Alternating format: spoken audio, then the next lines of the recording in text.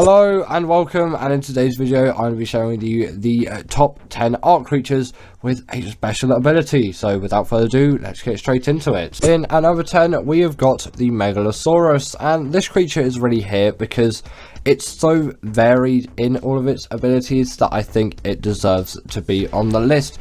Also, it's a very interesting creature as well, and especially useful in operation, considering it counts as always being nighttime, but in the daytime obviously it'll want to rest. But obviously when it becomes night, this thing is a ferocious carnivore capable of demolishing all kinds of creatures, and obviously that really does make it largely excel. Like, it can just demolish a carno in absolute seconds. It really is a wonder what this thing could do. Still doesn't make me immune to microraptors, but although I got knocked off of the mount, this thing still managed to handily take out that microraptor and rip it to absolute shreds, as it can grab small creatures in its mouth and just absolutely tear them apart. It's a really nice ability to have, and it helps with creatures like microraptors. Also, they deal the bleed ability when they do that as well, which is just generally a nice thing to have. They're pretty good alpha killers as well. Sadly, this alpha decided to run off a cliff though, so I didn't actually have the chance to kill it for the sake of the b-roll. Either way, very nice, very easy to use, very mobile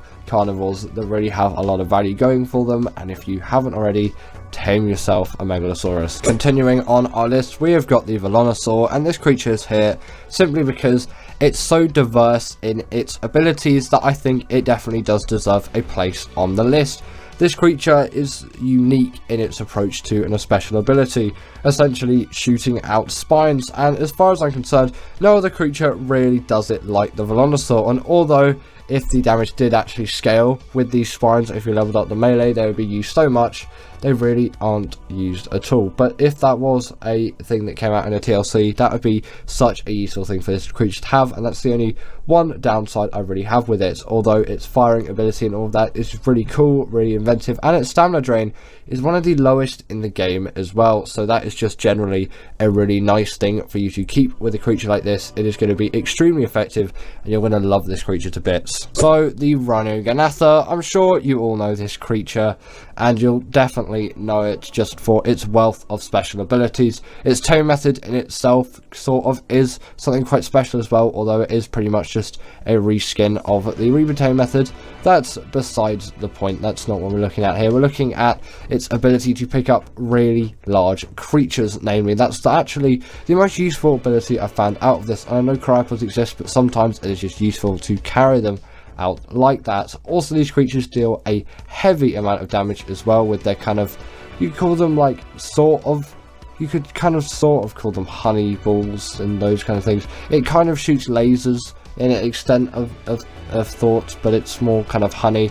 I'm not quite sure really what it is. It's some insect liquid, but either way, it shoots that, deals heavy amounts of damage, and just generally it really is a very capable creature. It also can fly really long distances as well, and it's got tons of weight on it, so it really is so useful for all of those aspects. And it is a creature which you should definitely hold quite highly to yourself, and I definitely would with a creature like this, because it is an extremely useful one, and considering it spawns on the island as well as Lost Island, of course, it is an extremely accessible creature to everyone out there.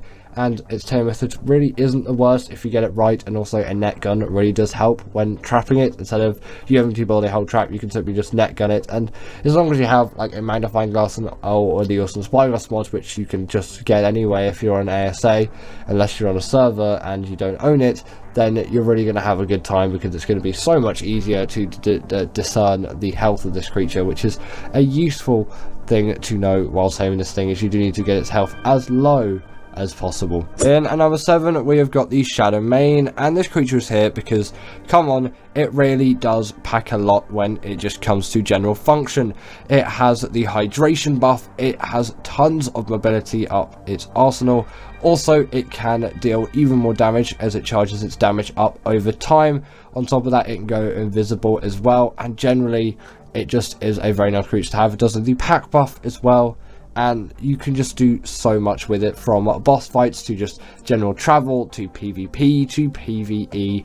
It's so versatile in all of its abilities that it just becomes a creature for all, unless you can't really do the taming method, which can be a slog at the worst of times, and really it's not the particularly most fun thing out there, but once you get around that, you're not going to have too bad of a time. They're also really great underwater swimmers as well. Actually makes them a pretty great boss creature for defeating the Moda, which you might not expect on first hand, but they are actually really good for the job. Now we have got ourselves the Blood Stalker, and this creature really does deserve to be on the list for me. Come on, look at this thing. It is a spider which has a wealth of abilities up its sleeve. Again, maybe not quite as popular as the Shadowmane, but for me actually more useful, as there's a better boss fighting creature which is actually in at the #1 position on this list, but I'll save that for when I'm talking about that creature. Essentially, this is my go-to underwater traveling mount. It is just the go-to be-all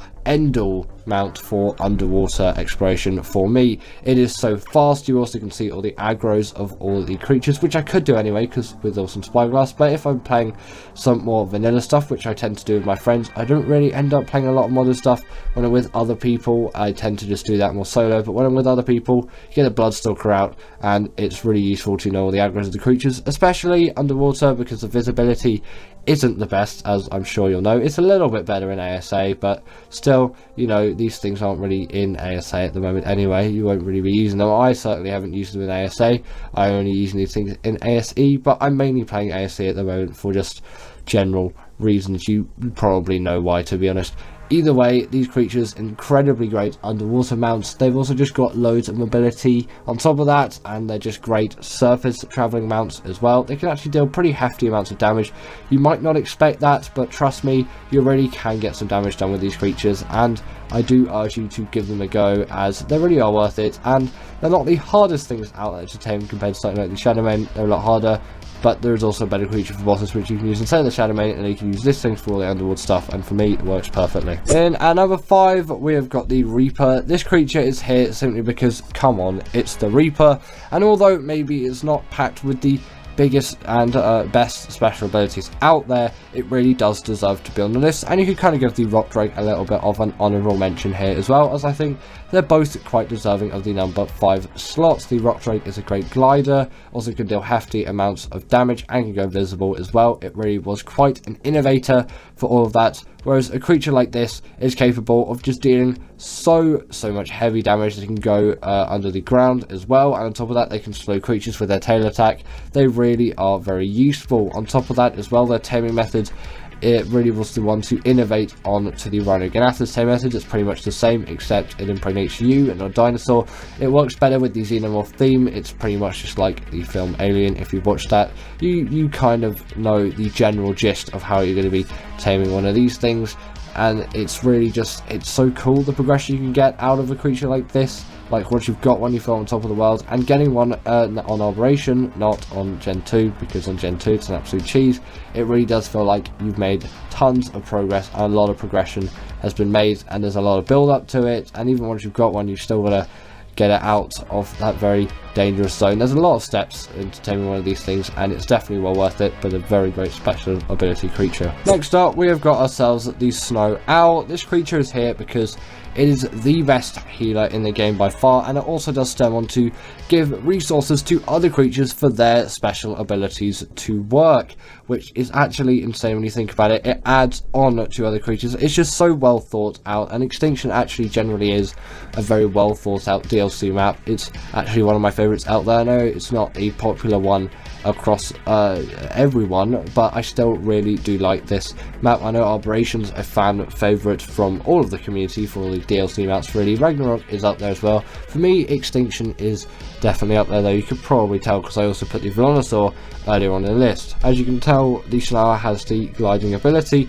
not like a glider, but it has the kind of dive bombing ability, you could call it instead, similar to the Griffin, but in my opinion this is a better creature out there than the Griffin. They also do have a kind of thermal camera as well, which is useful just generally for spawning creatures. You can use that in any given PvE or PvP scenario. You can apply it to whatever context you need to. Also on top of that as well, they can heal up creatures like I mentioned earlier. If you level up that stamina, you'll be able to heal up creatures for longer as well. You can heal up your own creatures, enemy creatures, or wild creatures. It really works out just in boss fights on Extinction when you're using these things, and also just generally if you need to heal up a wild creature, if you know maybe you've knocked its health down too low while you've been taming it, it is another really useful thing. On top of that as well, they can give out owl pellets, which are useful to get insane loot out of gachas, which is another really cool thing I find with this creature. And before we get into the top 3, I just want to talk about a few honourable mentions that didn't really make the list. Firstly, I want to talk about the Tropio and the Astrodelphis. Their saddles really do make them some cool creatures as well. Same actually going for the Andrewsarchus, that garnet turret on top of it. It really adds a lot of innovation to the creature, which you probably wouldn't expect, and also the taming methods are quirky and inventive in their own way. On top of that, you've got to kind of talk about the Giga, the Carcharodontosaurus. Those creatures are definitely up there. The Gigantoraptor, the new one that just came out, that has some really nice abilities on it, and obviously the Stego as well, just for its great PvP use. In number 3, we have got the Maywing. This glider is my favourite in the game, the best in the business in my opinion. Really, this creature really does pack a punch when it comes to travelling, and considering you can unlock it at I think level 18, it's definitely pre-level 20. It is absurd how much use you can get out of this creature. They can also carry and steal baby enemy creatures as well. If you want to do that, you can obviously carry your own baby creatures. No matter the size, they'll just shrink into the saddle. The same goes for the Gigantoraptor as well, and they're also ridiculously easy to tame. Just put a few signs down to trap them and trank them out. Feed them some Megaberries, because that's probably all you already have as a feeding food, at least when you're taming them early on. Actually, even go for a higher level one, because they really aren't that difficult to knock out, especially if you got some tranks. It's not going to be too difficult. Some higher level ones will still go down reasonably quickly, maybe bring like 20 or 30, and a 150 should be very easily attainable with that many tranks. They also act as a portable feeding trough as well for you breeders out there. It's going to add a lot for you, and obviously the carrying of the babies is just a nice ability as well.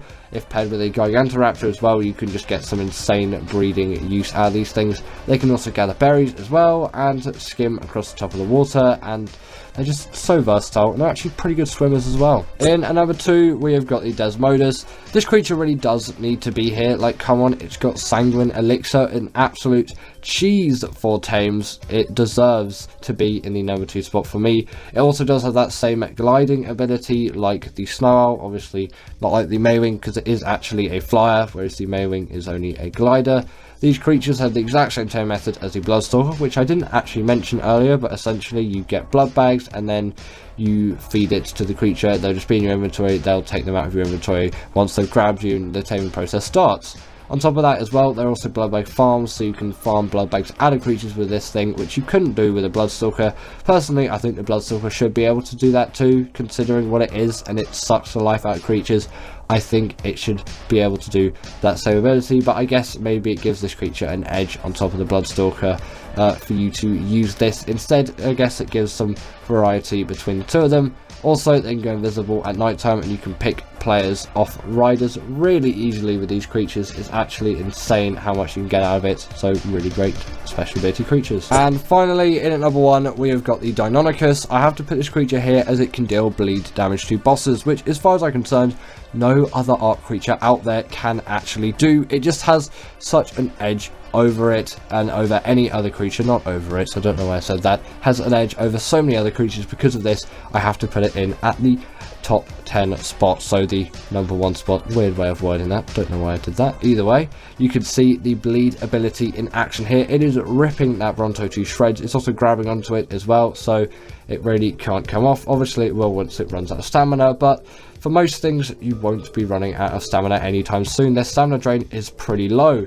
On top of this, they do have the pack buff as well, and although they lack any kind of hydration buff and really any skill in the underwater mobility factor, they are extremely mobile on land, and they really can get a lot done in that regard. They also take no fall damage as well, which just allows for extra ease of movement, and little creatures do have this as well. I really do enjoy this feature. Obviously fall damage isn't much of a problem because you can simply dismount your creatures just before you hit the ground, but there's so much more fluidity once you have a creature which doesn't take full damage. They can also just scale any kind of wall or vertical surface very easily just by hopping around them. Not quite how the Rock Drake or Thyla would do it by walking up them, but still you do have that ability, and obviously it's going to aid you tremendously in travel. It really does make them even nicer to use on top of all of their insane abilities. saves, they've got tons of damage, and the bleed ability to bosses really does sell it for me. So thank you to my wonderful patrons Katerina Puchkova, Karina Thorne, Dominic Masijewski,